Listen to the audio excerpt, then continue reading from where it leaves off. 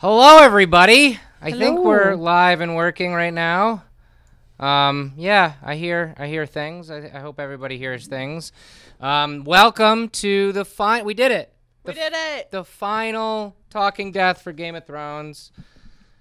We're done with the show. The show is over. Yeah. You're sad. I am sad. You just became a fan of this show this year, and now it's over. Last year. Yeah. Oh, happened so fast. Hello to everybody joining us live. We got a lot of fun planned today, and we're going to recap the craziness that was the series finale. I do want to say real quick at the top here, if you're just joining us either live or on YouTube as the replay for your first time, I'm the Incredible Jeff. I am the mother of content. Darn right.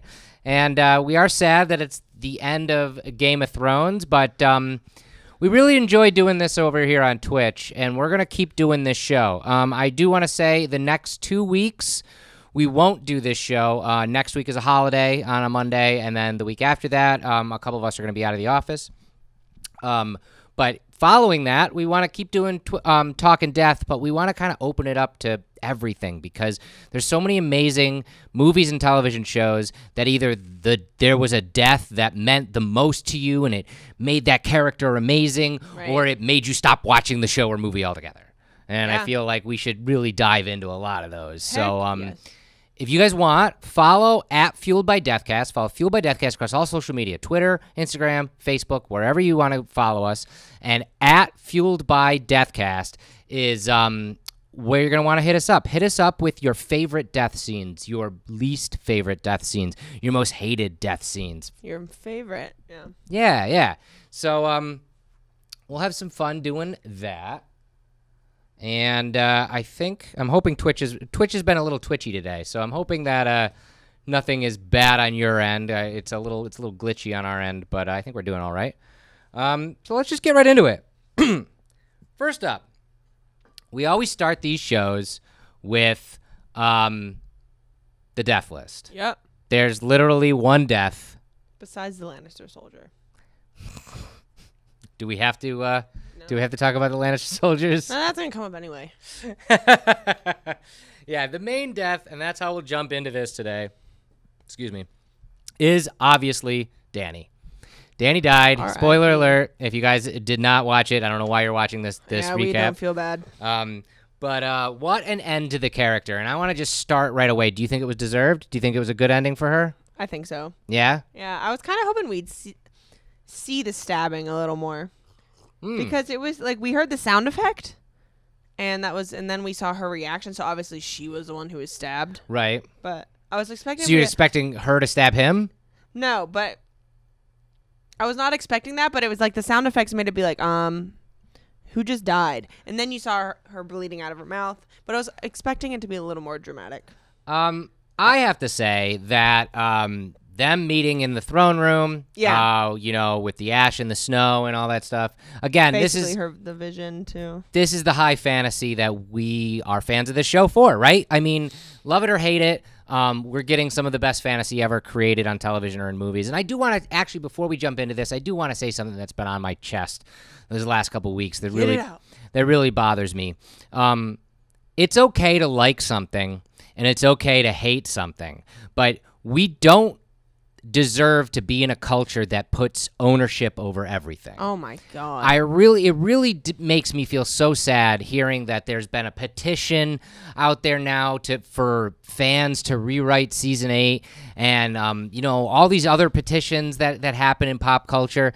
Put that energy towards something, first of all, that's way better than just a pop culture thing. Yeah, the environment. Yeah. Political issues, whatever. Right. But secondly, if you think you can do better, prove it. Don't, sit on your keyboard and just be a warrior for, well, this isn't the way that my nerd brain wanted it to happen. Right. There's a lot of things that I nerd out about. Comic books, movies, television, that kind of things. And I love the stuff I love, with all my heart. And I hate the stuff I hate with all my heart. And when we do this recap show, there's a lot of stuff that, we're like, I did not really land right for us, or I'm unhappy with that. But never once would I want any of these people to create something different. That's how I feel too. And I think that it just comes down to respecting all the work that these actors have done, first off, because I feel like they're probably reading this stuff being like, wow, like I just spent over a decade working on this show, and it feels like I'm being a little, shut down. And I do feel bad for the writers. Yeah, I had some gripes with the season, but totally. That's everything you watch. You're gonna like things and dislike things, Right. and I think it got a little out of hand. Yeah, you know what? I might not agree with what the writers did, but they put the work in, and they got to the point in their career where they were able to write for a show like this. And we're all lucky that we live in a world in 2019 where we had a show like Game of Thrones. Right. I Never been dreamed done about before. this as a Yeah. child, and just to see it is just incredible. So I just wanted to get that off my chest. But you know what? I thought Dany's death was good. John had to be the one to do it. Clearly, yeah. Again, I think we're too much into needing to know everything about everything that's being created in the sense of after every single one of these episodes came out, and I've talked about it, how great the behind the scenes are.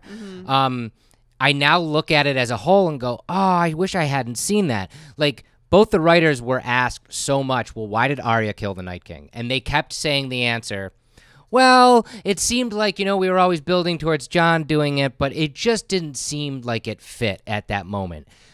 To us watching that as a behind the scenes, it was like, I wonder why they said that, Now it's like, duh. Yeah. If they had had Jon kill the Night King and Dany, it would have felt really heavy-handed on Right. Jon, and it wouldn't have had the same weight. So, I mean, like, I totally understand it now, and maybe we have too much behind the scenes as things are happening. Right. We have to kind of wait for things to kind of come out. Exactly. I don't know. But, I almost thought Aria was going to come out of the shadows and kill Dany. She basically did at the top of the stairs. Like all of a sudden, Aria was there. And I really thought that might happen. But again, it had to be Jon. It was epic. It was an epic death. Never in a million years would, starting this series at season 1, Right. if you had said, oh, these two characters are going to be in this battle at the end of at the final season, never believe it. It was very Shakespearean. Very. The whole The scene. whole thing was Shakespearean. And yeah, so let's back it up. Let's back up from there. Let's start with this. That shot, though. Holy crap, right? Again, high fantasy. How cool is it that we get a show that gives us that shot? It's such tongue-in-cheek. It's such, yes, she's the mother of dragons, but man, that shot was amazing. I thought the same thing. So good. But that is bookended by this, her addressing the armies. And I don't understand. Maybe you guys can key me in on it a little bit more. But why were there so many Dothraki and Unsullied in those shots? I was like, there's no way in hell that some of them weren't burned alive while Daenerys was going on her rampage. And also, I thought most of the Dothraki were killed by the army of the dead. Yeah, where'd all these people come from? And do the Dothraki ever not celebrate? They're always just riding around yelling on their horses. Yeah. And what happened to them at the end? We saw what happened to the Unsullied. What happened to the Dothraki? Maybe Dothraki went with them. Maybe. We didn't see know. that shot. We'll see. So this was all bookended by Dany's rousing speech, her break the wheel speech. Again, kudos to the actress Emilia Clarke for having to say all of that in Dothraki or Unsullied or whatever language that was. Really good. Holy crap. But I mean, it's interesting because the first time she gave the break the wheel speech, I believed her. Same with me. I was like, oh, she wants to change the game. Danny. Yeah. That was never the case. Her definition of break the wheel was she just wants to rule the wheel. Yep. And she wants to determine, like she told Jon, we will tell them what's good and what's not. Yeah. When she said that, I was like, she's gone mad. Yeah. It was definitely some weird stuff. And then she says in that speech, just to pile it on to Jon, because Jon walks up to this whole thing and sees Grey Worm killing the soldiers, and everything, which was brutal. And then, he definitely doesn't like that. And then literally in her break the wheel speech, she's like, we're not done fighting from Winterfell to Dorne. Literally says, like, we're going to go fight your sister. Like, what? Yeah. And Jon, like, kind of gave her, like, a look. But, like, I didn't really... that was very subtle. I didn't really get, like, it was a thing for him. And like, I just, I don't know. I just don't know. But, and I'll say this probably multiple times this recap, I think the biggest problem with this season was it was too short. That's what I agree. If we had more time with these characters, more time to get to these moments, I think they would have more weight and more stuff behind them. Right, because it's not like I understand why all of these things are happening and why characters are going certain ways and why characters are dying certain ways. I just felt like it was a little too quick to get there. Yeah, just really quick. And speaking of quick, she's given this scene. We see the reactions of Jon. We see the reactions of Grey Worm. And then, obviously, Tyrion comes up and basically throws the hand of the queen away.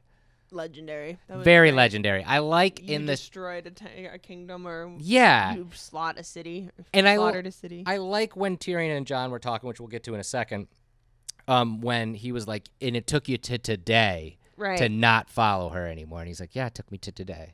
That sucks. And he understands it. He admitted it. Yeah. And, I do want to mention the Lost Texan on Twitch was saying how, she was incredibly delusional about the line between good and evil. By far, yeah. One of the greatest things that Game of Thrones did was made you question the definition of good and evil. Right. The definition of justice, the definition of power, the definition of loyalty, the definition of blood. Again, going back to Shakespearean. Yeah. All of Shakespeare's plays do that, very, very well. And, it's the same kind of thing where we're getting those things, like, brought up. But, man, Tyrion just basically being like, F off, I thought was... Right, like, basically accepting that he was going to die. Yeah. I thought that was really great. And so that brings me to that scene between him and Jon. And I got to ask you this question. Do you think he defied her at that moment because he was hoping for a moment like this with Jon? It almost seemed like he was calculating, I'll be able to hopefully sway Jon into killing her. Do you think that he was that far ahead premeditative, or was it more reactionary because of the amazing scene with him finding the bodies of his siblings? I think it was more reactionary. Yeah. Because I think he was kind of surprised when he saw Jon walk in.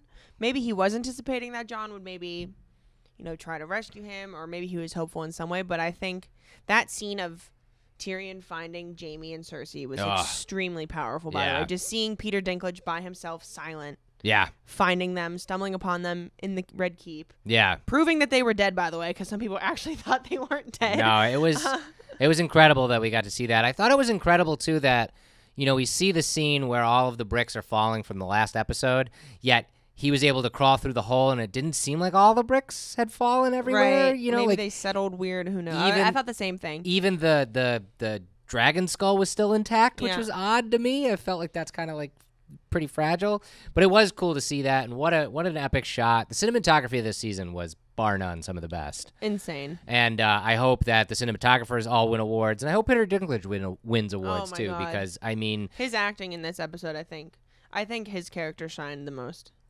Episode. I definitely do too. This whole speech between him and Jon was amazing, and it actually was a lot of what we've been talking about on the recaps.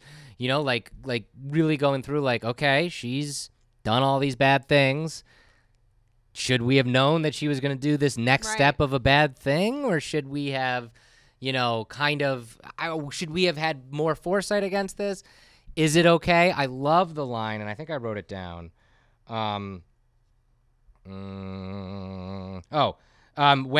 When Jon, okay, how uncomfortable was it that Jon was trying to go to bat for her, though? Oh my God!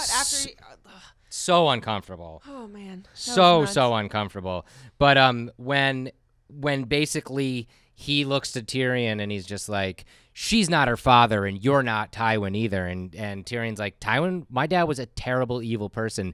My sister was a terrible, evil person. But you stack all of the bodies that they ever killed in their entire lives, and it doesn't even hold a candle to what she did in one day. One day, yeah. One day. I think it was good, too, for fans and for the show, for him to go through the things that Dany had done. By, crucifying...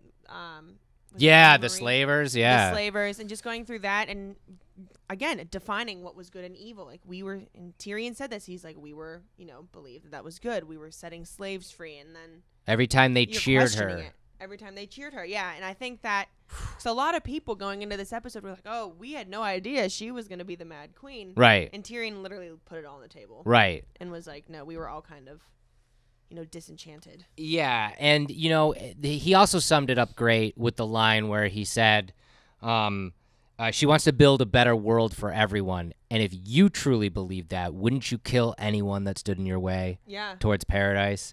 And that's a tough question to answer. Oh my God. Yeah. Although, conversely, when he asks Jon, if you were on the back of a dragon, would you have burned everybody? And he goes, I don't know. It was just like, I groaned. I was like, oh. Like, we know Boo, Jon. Jon. Boo, Jon. Yeah, you would totally not do that. Oh my.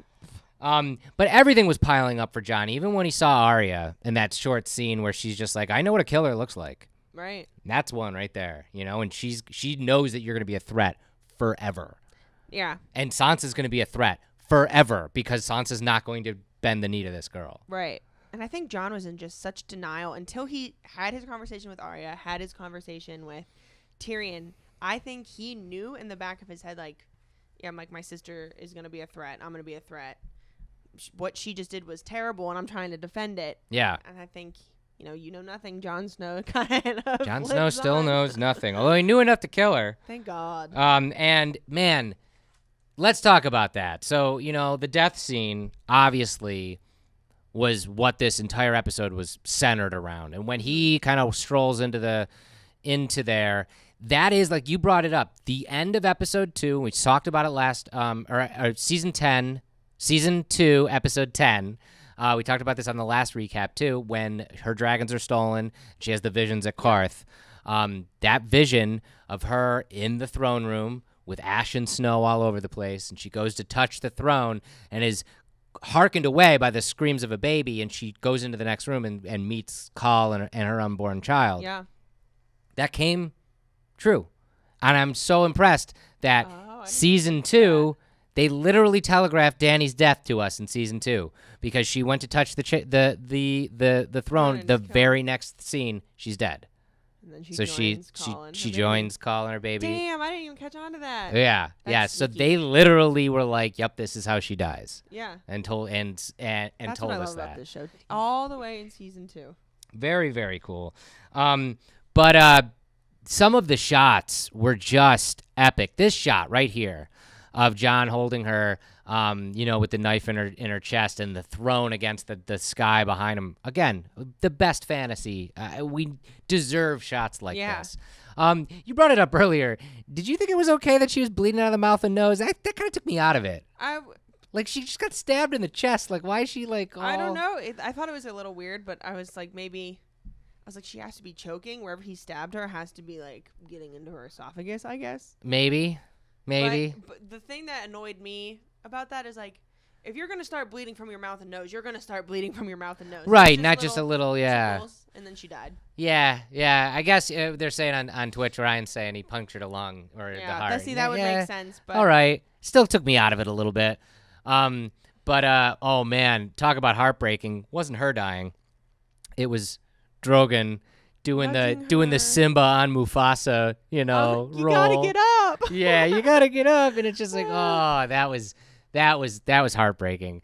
It was a little cheesy, picking her up in the claw and flying away with another Disney dragon moment in my eye, but that was pretty cool, and I thought it was incredible that I thought we were gonna get the death of Jon there. Did you think they were gonna kill Jon? 100%. I was like, he dead, and you just thought that he was accepting it at that point. I was like, he's gonna die, and he knows he's gonna die. And then the dragon goes. We would have seen if he survived Dragonfire. I was kind of hoping for that, but all you guys who had bets on the throne getting melted down and nobody sitting on the throne, y'all win. Didn't you say that? I had said that I'd heard it on the internet and that I was hoping for it.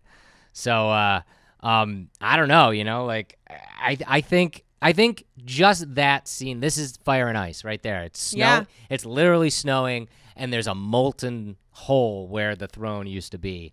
And again, very fitting, very, very cool to end this whole thing of it. And what sucks is you actually gave me an incredible article written today in the New York Times about this series finale. And what they brought up I thought was really, really interesting because one of the most poignant moments of the entire series was done by a dragon. Mm-hmm. Drogon melting that throne is probably the most poignant moment, if not one of the most. I agree. Of the entire series. And yet this entire series really towed the line of magic. Like, we did get some magic. We got flaming swords. We got people back from the dead. We got zombies. We got that kind of thing. But it really only peppered that stuff in there. It was like, this isn't a magic show. It's more about power and blood and, and loyalty and Shakespearean type things. Yet, as the New York Times put it, the series finale ends with a dragon doing the most important thing and a wizard on the throne. Yep.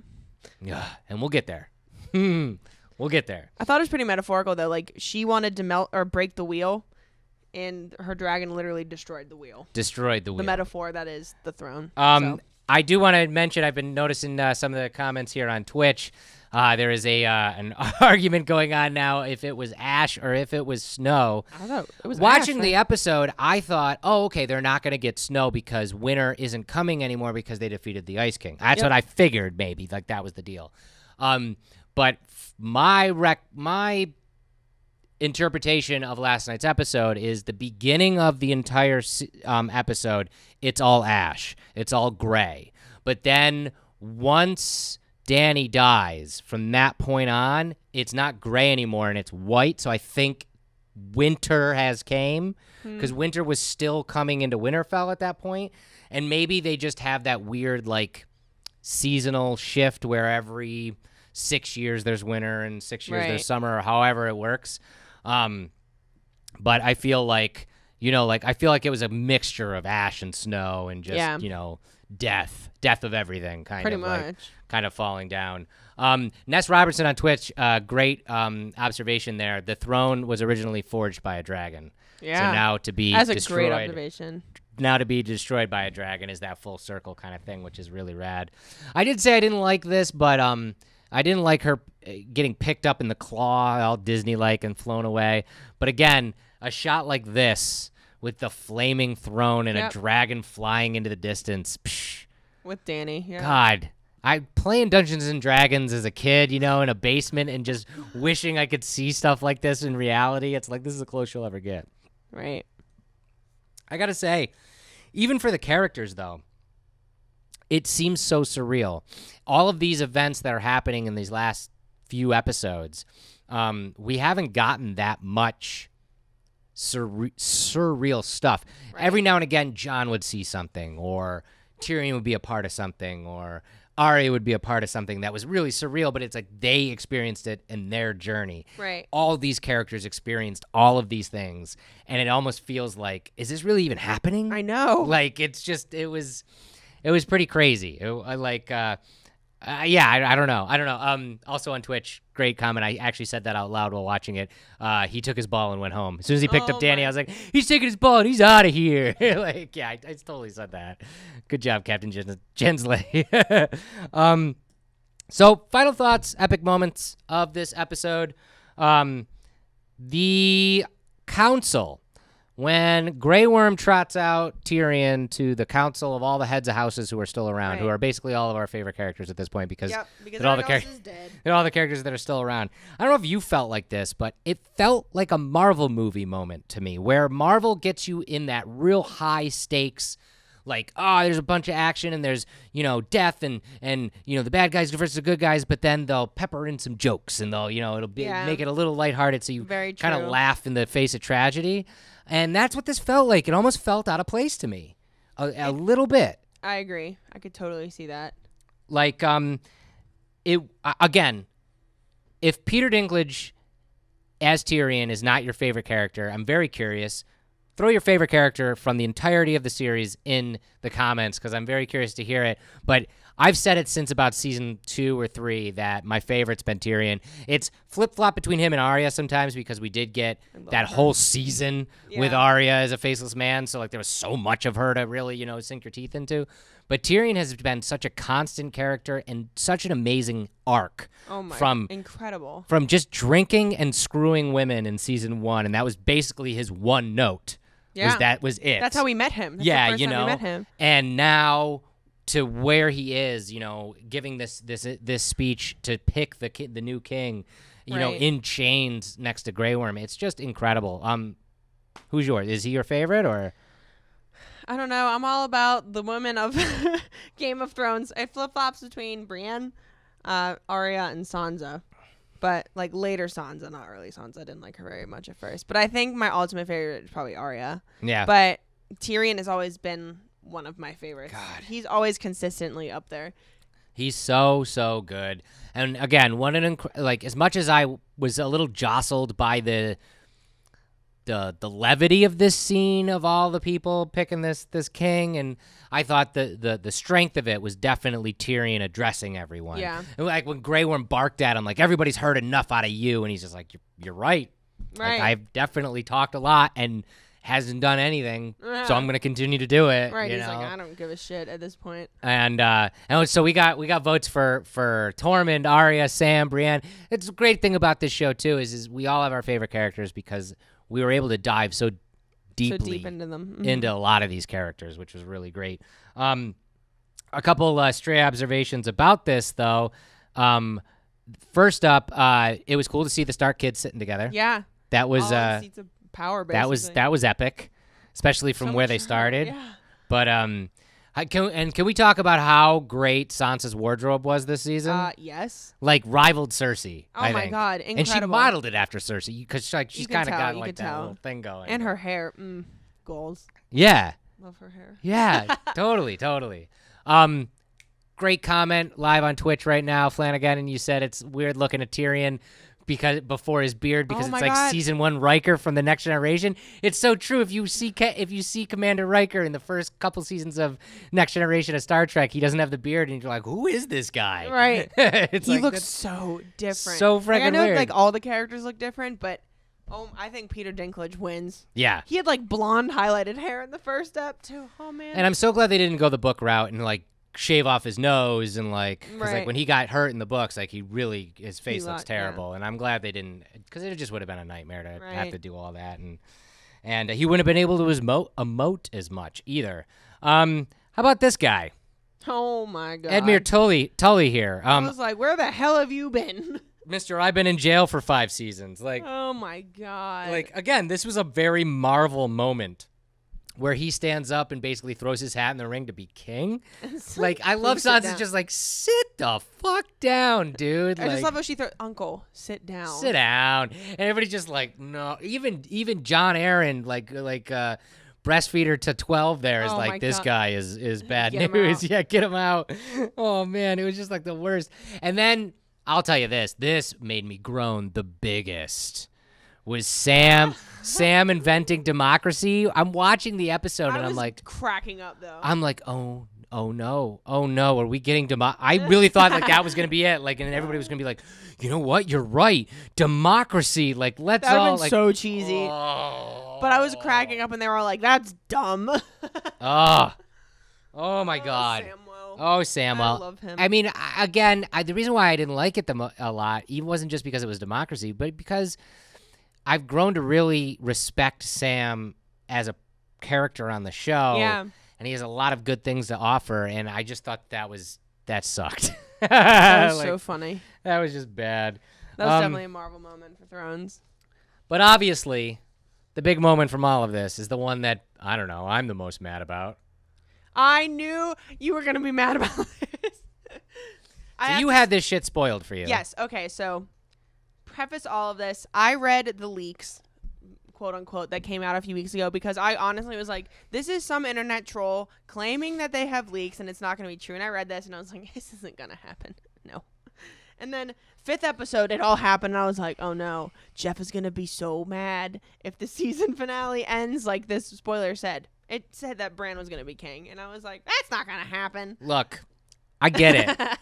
The way that Tyrion puts it out, lays it out on the table. It makes sense. It makes sense. And they alluded to it when Varys was talking to Tyrion in episode 4 of this season. He said the best ruler is the one that doesn't want to rule. Yeah.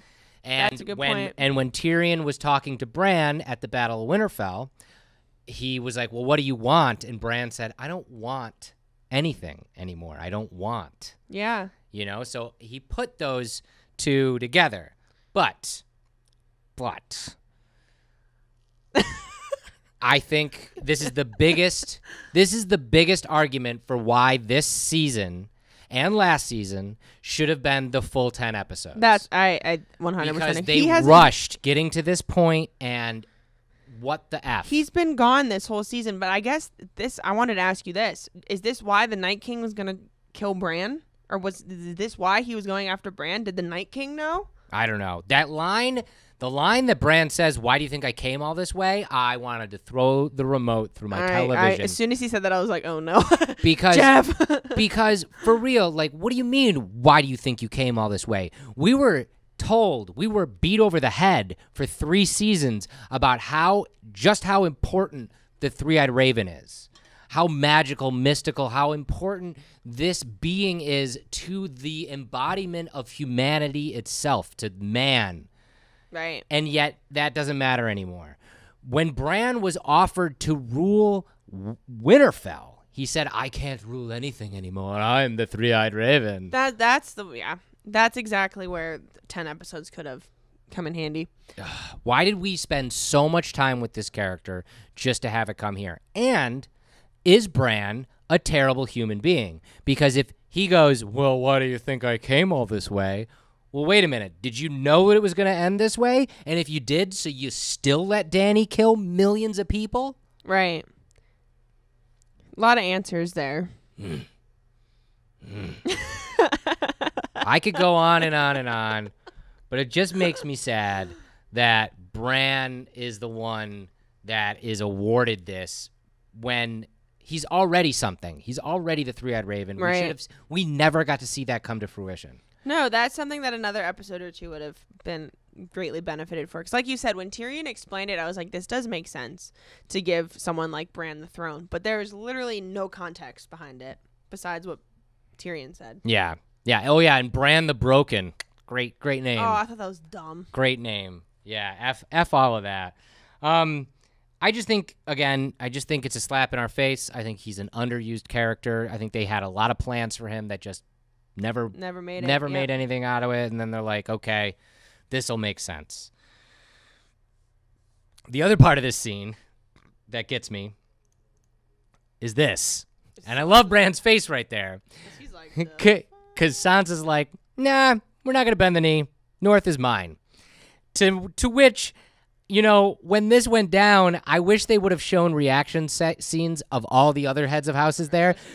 Especially Yara, because it would have been like, wait a minute, that's an option? We don't bend the knee either. Right. Like, you know, Iron Islands are mine. Because Yara was pissed. Like, yeah. He still killed our queen. Like, she might have done something terrible that was still our queen that we bent the knee to, and then he killed her.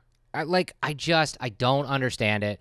And I don't understand how that works out through the rest of history. So now we're supposed to believe that the king of the 6 kingdoms is going to be chosen not by blood, but by the houses. Right. So does that mean that from this point forward, Winterfell will never have a say in who runs the 6 kingdoms because they are not part of that? That's what it sounded like, because Sansa said we want to be independent like we were for thousands of years. And I'm sure before that point they had no say in King's Landing government. And I ask you this other question. Now, for the rest of the time in Winterfell, is it still only the Stark? So therefore, are they still in the old world? Yeah, that's a very good point. So that means that you're just sowing the seeds of discontent. I don't care how well and nice everything was put into a bow at the end of this episode. 100 years down the road, 1,000 years down the road, if you have Winterfell acting on its own accord in an old world kind of mentality, and you have this new world mentality on the Iron Throne of Westeros, it's going to come to a head. Eventually. There's going to be another war in the future, and it's just history's just going to keep repeating itself. Yeah, it's going to be that cycle. And so, I mean, out of all of that, we did get, and I noticed a couple of people were talking about this live on Twitch, actually. We did get the new council here at the Red Keep, which is amazing. Bronn. Yeah, Bronn, the Master of Coin. I was like, Brienne is the head of the army there. Davos is the head of the navy. And, you know, Sam is a wizard that he always wanted to be. He's the Grand Maester. And Tyrion's the Hand. But the real moment of this really shows when Bran is wheeled in by Sir Podrick, by the way, which is amazing. He looks so cute. But he's just wheeled in just to kind of like be like, I'm here. Hello, everybody. Do the thing. Although he was like, we need a master of whispers. It's like, why? Right. Why do you need that now? But anyway, he's like, he kind of like gives that little bit and then leaves. And that really shows you 100% what the Game of Thrones always has been about. It's about the pieces on the board. It's not about who looks like they control it. It's always been that way. That's why we've had incredible characters like Tyrion and Littlefinger and Varys and even Qyburn and Master Aemon and these people who manipulated everything else around them. And the hand of the king or queen has always been the one who's technically in power. 100%. 100%. Tywin Lannister, I feel like, is like the perfect example of and that. We actually got that even from the mother. A lot of the mothers, Cersei as Queen Mother, Marjorie's mom. These were people who were in power over their children, who the children were actually in seats of power. 100%. So, we even saw that to a degree. So it was cool that it ended really showing you that, sure, Bran's on the throne, but how much does it really matter? Right. And how much is he actually going to do? Yeah. How much is he actually going to care or do? Because you know that Bran's not going to go crazy like Joffrey or, hungry for power like Dany. He's just kind of there. Right. Warging wherever he wants to warg. Right. I want to mention a couple things I'm reading on Twitch. JJ Joe says, "Master of grammar." Great line. That was a great line. That was amazing. And Twitching for Coffee says, "No whispers, no media." That's true. So if you don't have any whispers, you're kind of controlling what everybody's saying. True. So I understand that. So it'd be interesting to see who goes. Did you like that conclave of people? Do you think that was the smart people to pick from, all those people on it? I liked it, yeah. Obviously, I thought Brienne was a great choice. I think seeing Bronn in there was just kind of funny. The fact that they were talking about brothels at the end. Yeah. Like that, I was like, that's kind of full circle to season 1. We met Bronn and Tyrion. We never got the end of Tyrion's joke. Never are gonna know what he did when he brought a donkey and a honeysuckle into a brothel, or a honeycomb. Bronn got what he wanted. He wanted money, and he wanted a castle, and he wanted a title, and that's exactly what he got it. Tyrion, as much as he doesn't want to be the hand of the king, he wants to be in control. He is smart enough to know that he's needed where he's at, so he got what he wanted to. Right. Sam definitely got what he wanted. Yeah. I thought it was a little throwaway that they had to be like, here's the Song of Ice and Fire that the other Maester wrote. I was like, I help with the title. Yeah. And Brienne and Davos are pretty much even keel. Like, fight for the best person that they believe in, who technically is Tyrion and not Bran. Yeah. And I thought it was odd that Brienne stayed there, because it almost makes more sense, at least on the page, that she would still be Sansa's head of war or whatever. But I guess she just doesn't agree with Sansa for not being a part of the realm. Maybe she feels that she should be protecting the Stark that's in the highest power. Yeah. I don't know. Yeah. Ness Robinson says on Twitch, no worries, we have the iron wheelchair. And that's the thing, is like they melted the throne, but we don't need a throne because he rolls around in a damn throne. So it's all right. Yeah, I made that joke last night too. I thought that was good. A little throwaway thing in this moment that I thought was really poignant was here, seeing Brienne write Jaime's exploits in the Book of Knights. That goes back to season 3, where Joffrey was making fun of Jaime because his page was unfinished, and a lot of his exploits were omitted because he's the Kingslayer. And I thought it was fitting that she sat down and wrote that, because that was something that really meant a lot to Jaime, and that was like her last little bit of although that last line, he died protecting his queen. It's like, meh. Yeah, I read that online is interpreted as like someone reading that doesn't know if he meant Dany or Cersei, so it doesn't look like he betrayed Dany after like pledging to fight for her. Yeah. So that's kind of open to interpretation, but JJ Joe says on Twitch, what if Brienne is pregnant with a new Lannister? I hope not. No Could though. Could be, but Could I though. hope not. I don't know, but I thought that was really good. Another thing I wanted to bring up is when the scene pulls away from the council here with the hand and everything.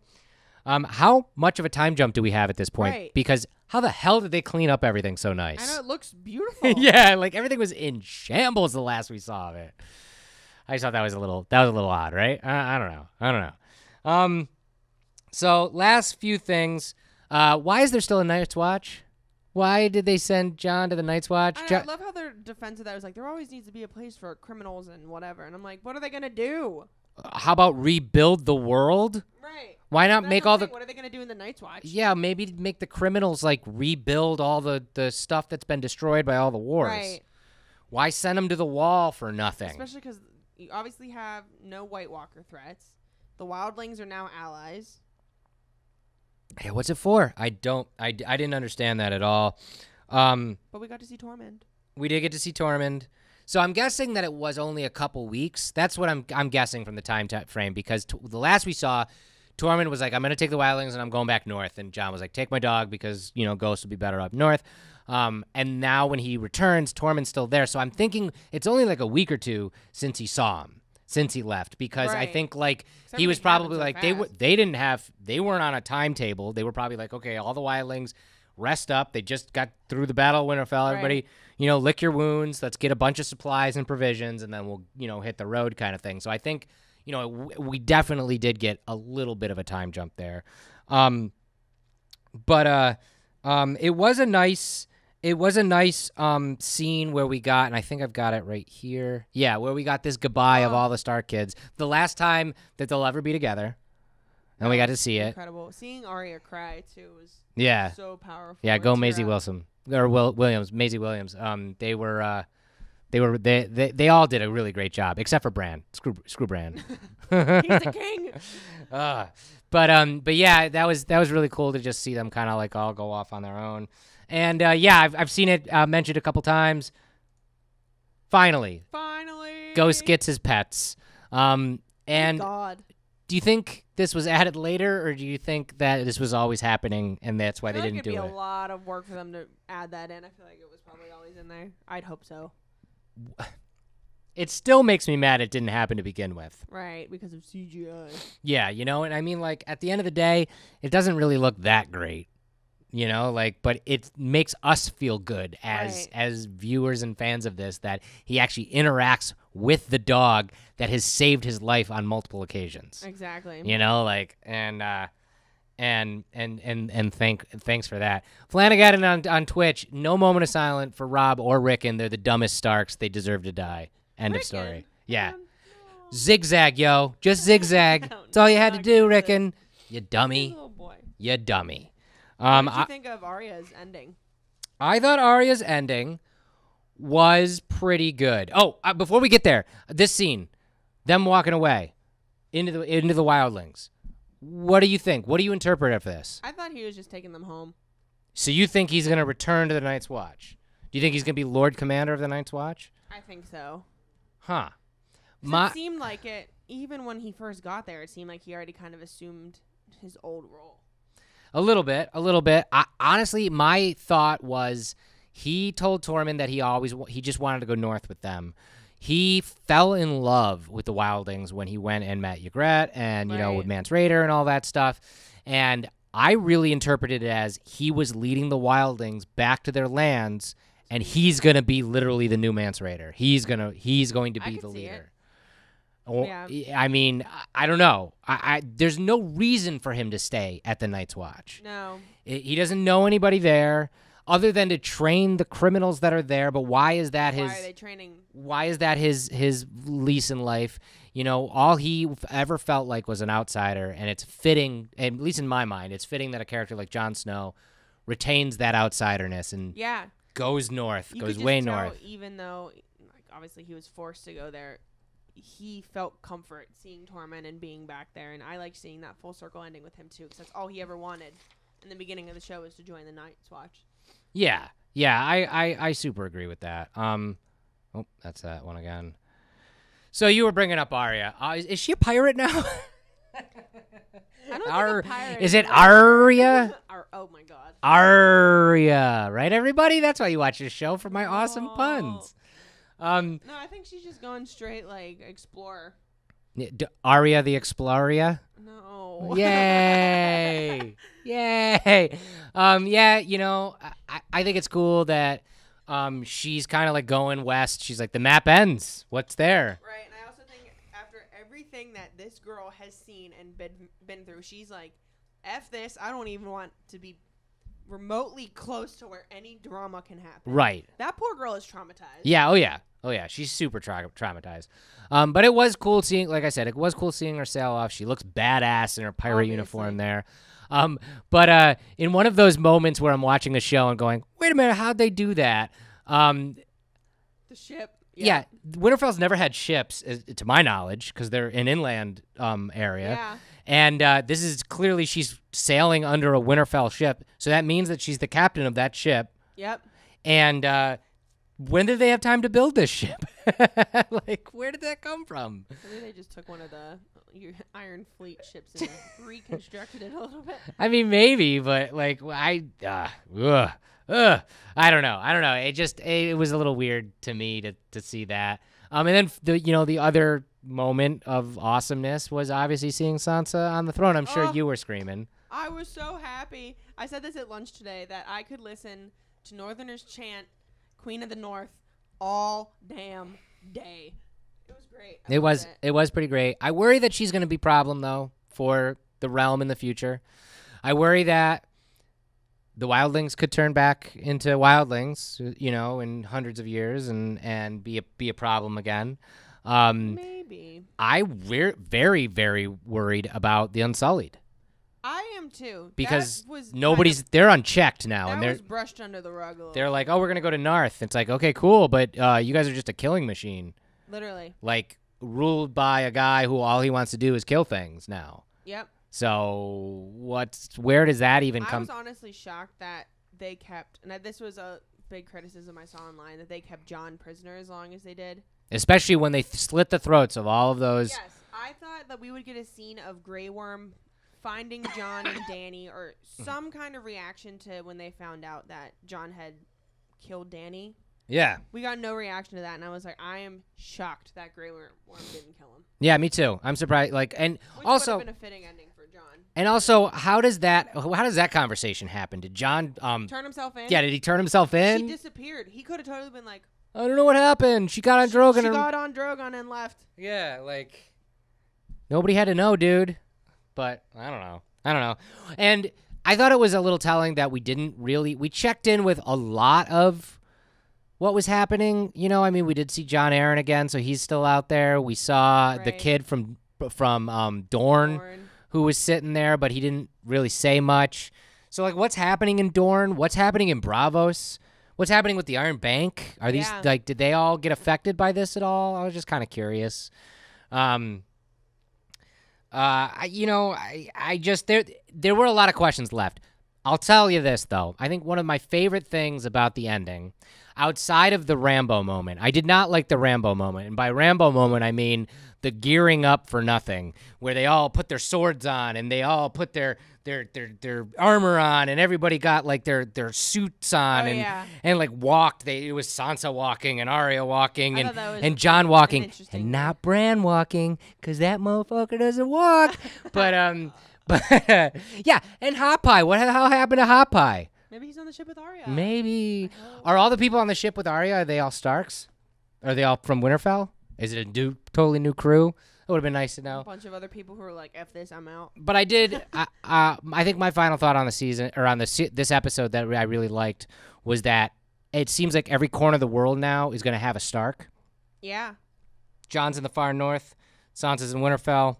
Bran is in, basically the rest of Westeros. And Arya's out west.